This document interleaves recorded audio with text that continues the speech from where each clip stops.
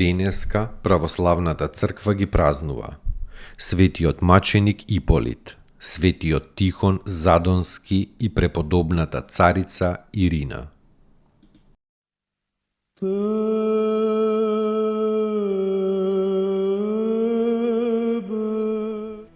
Светиот маченик Иполит. Иполит бил военоначалник и надзорник на самиците во Рим. Роден и воспитан како незнабожец. Кога светиот Лаврентий, архидјаконот, бил фрлен во самица, на Иполита му било наредено од царот посебно да бдее над овој затвореник. Иполит со своји очи видел како Лаврентий му го повратил видот на слепиот Лукилий и како исцелил многу други болни, па поверувал во Христа. Кога Лаврентий го крстил Иполита, имал небесно видение и рекол: ги видов невините души во голема радост. Тогаш тој го зел Лаврентија во својот дом, па му ја крстил сета челад која ја имал, со старата дадилка Конкордија 19 на број. Кога Лаврентий бил убиен за Христа, Иполит ноќе го зел телото на маченикот, го завил во плаштаница и честно го погребал. Но тоа некако дошло до ушите на царот Деки во третиот ден по смртта на Лаврентија. Иполит бил фатен и бил изведен пред царот, па бидејќи не сакал да се одрече од вистинската вера, бил тепан со камења по устата. Потоа царот наредил да го соблечат гол и да го удираат. Гол пред царот Иполит му рекол: не си ме соблекол, туку почна да ме облекуваш. Тогаш го легнале на земја и го удирале немилосрдно, а Иполит само викал: христијанин сум. Разбирајќи царот дека и сите домашни на Иполита се христијани, наредил сите да се доведат. Старата Конкордија рекла: ние повеќе сакаме со нашиот Господар честно да умреме во верата Христова, отколку безчестно со вас во нечестивите да живееме. Таа прва била убиена, а по неа и останатите 18, сите пред очите на Иполит. Најпосле Иполита го врзале за див конј и го влечеле таму-ваму, се додека својата душа маченикот не ја предал на Бога.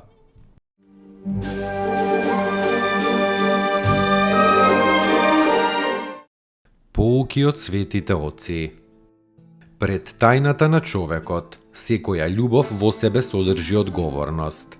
Затоа потребна е непоколеблива вера. Таква вера што е во состојба да ја види тајната на човекот. Таа тајна неможно е да биде видена со видот, со очите. Митрополит Антони Блум.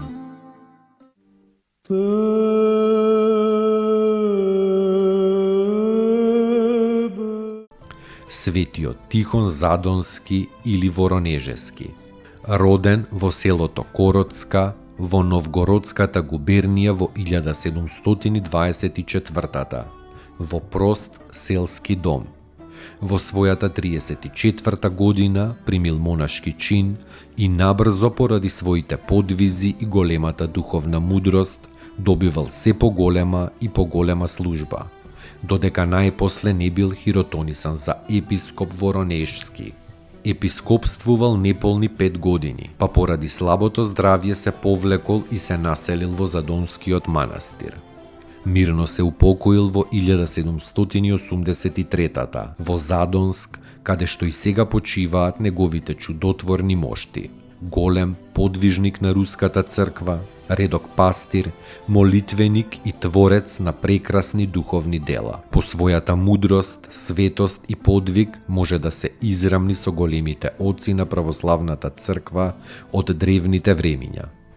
Поради многуте осведочени чуда над неговите мошти, прогласен е за светител прво од народот, а потоа и од официјалната црква во 1861 година.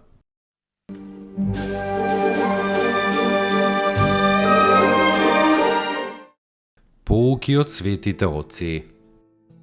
Сиот наш живот е прекрасна тајна, позната единствено на Бог.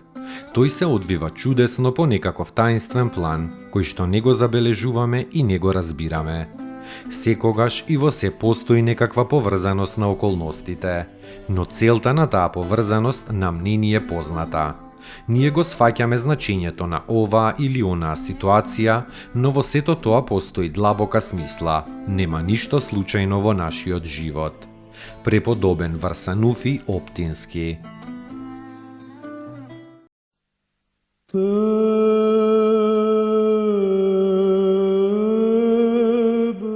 Преподобната царица Ирина.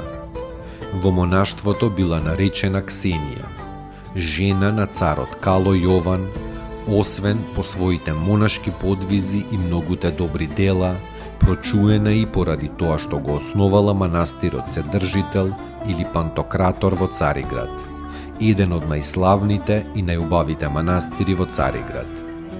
Во тој манастир подоцна се подвизувал светиот Стефан Дечански.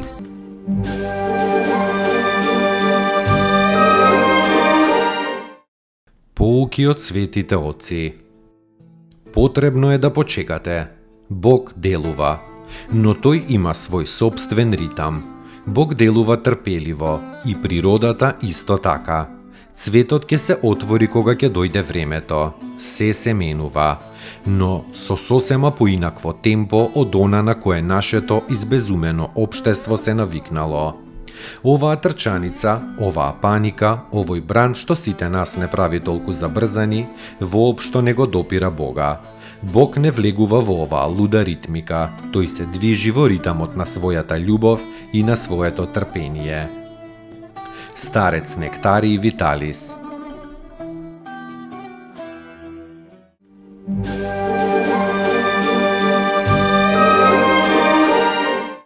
Достойно est Јаково истину, блажити Тја Богородицу, присно блаженују и пренепорочнују и Матер Бога нашего, честнейшую Херувим и славнейшую